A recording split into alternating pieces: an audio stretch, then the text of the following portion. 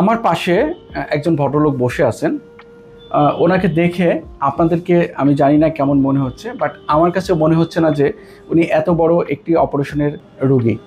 ওনার ঠিক আজ থেকে 14 দিন আগে আমরা পাকস্থলীর ক্যান্সারজনিত কারণে অপারেশন করেছিলাম এবং অপারেশন পরবর্তী সময়ে উনি আলহামদুলিল্লাহ অনেক ভালো ছিলেন। আজ উনি আমার চুয়াডাঙ্গার চেম্বারে এসেছেন আমাকে দেখাইতে এবং ওনার পরবর্তী কী করণীয় সেটা নিয়ে পরামর্শ নিতে।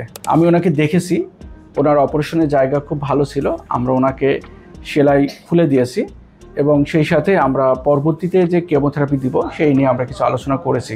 উনি আলহামদুলিল্লাহ অনেক ভালো আছেন। আমরা রোগীর মুখেই শুনবো যে ওনার পরবর্তী মানে সময়গুলো কেমন যাচ্ছে বা উনি কেমন আছেন।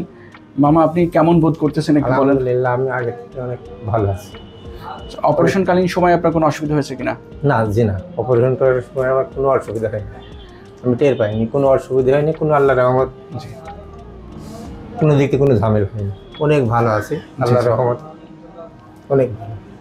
আর আপনাকে আমরা কেমন সেবা দিয়েছি বা কেমন ভালো সেবা দিয়েছেন, ভালো যত্ন পেয়েছেন, ভালো থেকে সেবা হয়, খুব সুন্দর ব্যবহার, খুব ভালো মানুষ।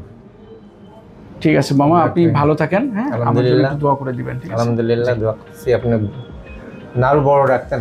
আচ্ছা, আল্লাহ ভরসা।